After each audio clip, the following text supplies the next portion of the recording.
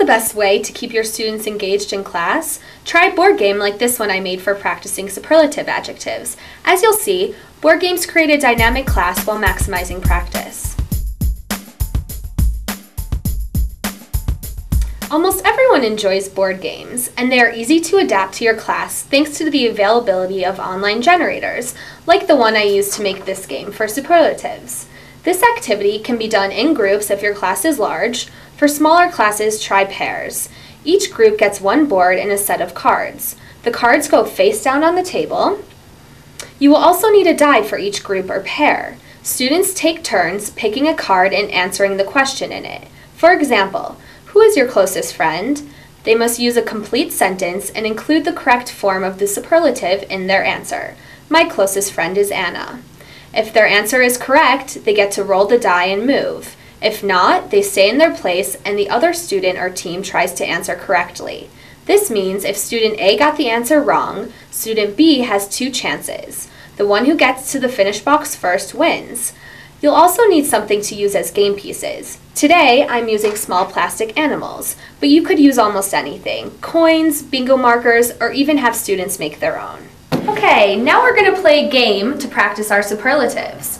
So we're going to play in pairs, and first person will roll the die. 4. 1, 2, 3, 4. Go back 1 space. So after you roll the die and move your dinosaur, you pick up the card. And so this one says, who is the meanest person in history? Nicholas, would you be able to answer that? Hitler. In a full sentence. The meanest person in history was Hitler. Very good, Nicholas. So if you answer the question correctly with the correct form of the superlative, then you get to roll again. But if you don't answer correctly, then your teammate will have a chance to go. So can anybody tell me how we're going to play? Stephanie? We roll the die and go the number of fields forward. Perfect. And then if we stand on a field where there's something written like 1 field back, then we do this and then we can pick up the card and answer the question. If we answer correct, then we can roll the die again, and if it's wrong, the wrong form of superlative, then my teammate has a chance to go. Perfect. Thank you. Okay, so now let's start. So Nicholas and Jack, you'll work together, play this game. Nicole and Juhei, and Stephanie and Peter.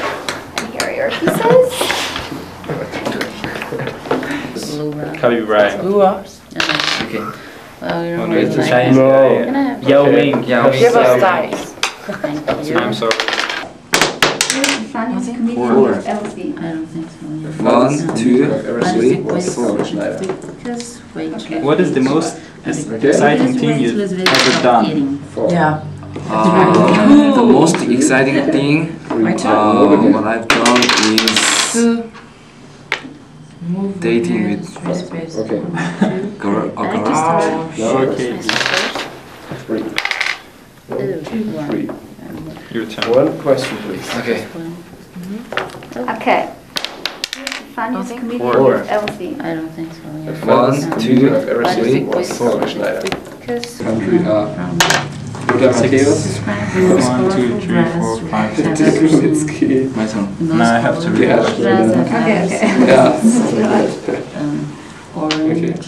What's the most discouraging thing to do on Monday mornings? The most discouraging thing to do. Has everyone finished playing the game? Yes? Yes. How was it? Interesting. It was fun. Nicholas, what did you learn about Jack? I learned about Jack that the coldest city he ever been to is Ulaanbaatar in Mongolia. The coldest city he has been to. Okay, so the coldest city he has been to is Ulaanbaatar in Mongolia. Very good. Thank you. Jack, what did you learn about Nicholas? The tallest basketball player he has known is Yao Ming. Excellent. Peter, what about you? What did you learn about Stephanie? I learned that the worst exam she had ever taken was the math exam. Great, thank you. Nicole, what did you learn about Juhei? That the most delicious dessert she has ever eaten is cheesecake from the Cheesecake Factory. Yeah. The most what dessert? The most delicious dessert. What did I say? Yeah. She had ever eaten is a cheesecake. Great, thank you. What about you, Juhei? What did you learn about Nicole? The minister politician in her country is her president. Excellent, thank you. Great, class. Did you have fun playing this game? Yeah, Yes. of course. Board games are great because they encourage competition and keep students engaged. Here are a few things to consider. Add variables. On my board, certain spaces were marked with instructions like miss a turn and go back 2 spaces. This just makes the game more interesting than going straight through the board.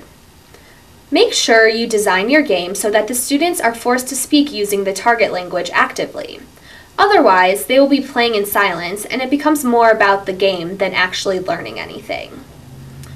Always monitor while your students are playing, not only to make sure they are playing correctly, but also to ensure that they are using the target language. And don't forget, you could also adapt popular board games such as Pictionary, Life, or Monopoly to your teaching point.